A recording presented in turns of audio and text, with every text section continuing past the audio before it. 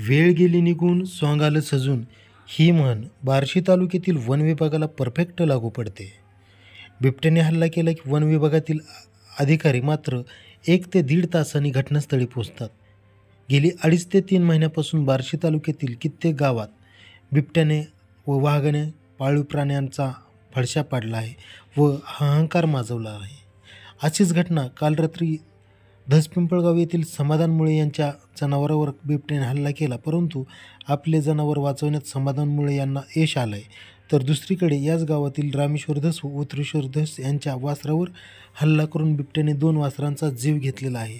मी परमेश्वर कदम, आपण पाहता रणसंघर्ष डिजिटल न्यूज मीडिया बार्शी. माझं नाव समाधान बबन मुळे, धसपिंपळगाव येथील रहिवासी, पण शेतात वस्तीवर राहतो.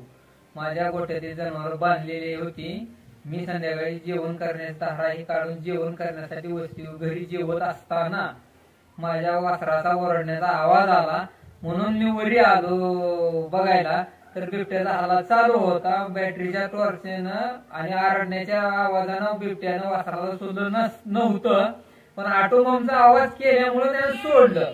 सोडल्यानंतर मी वन विभागाला फोन केला. वन विभागाचे अधिकारी 1 तासात आले, पण त्यांच्यापाशी काठी किंवा बॅटरी असं काही शस्त्र नव्हतं.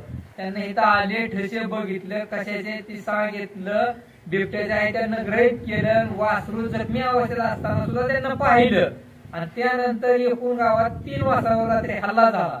रामेश्वर धस, उत्रेश्वर धस आणि माझं, त्यांची 2 वासर तर मयत आहे ती.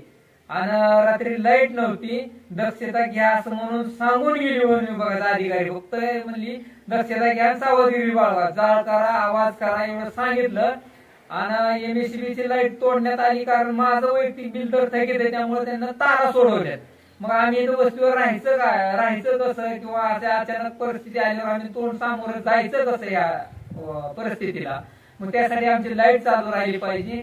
आणि ह्या वन विभागाच्या अधिकाऱ्यांनी काहीतरी आम्हाला थोडं प्रोत्साहन दिलं पाहिजे किंवा काहीतरी सांगितलं पाहिजे व्यवस्थित. त्यांना तेवढं बोलली आणि निघून गेली.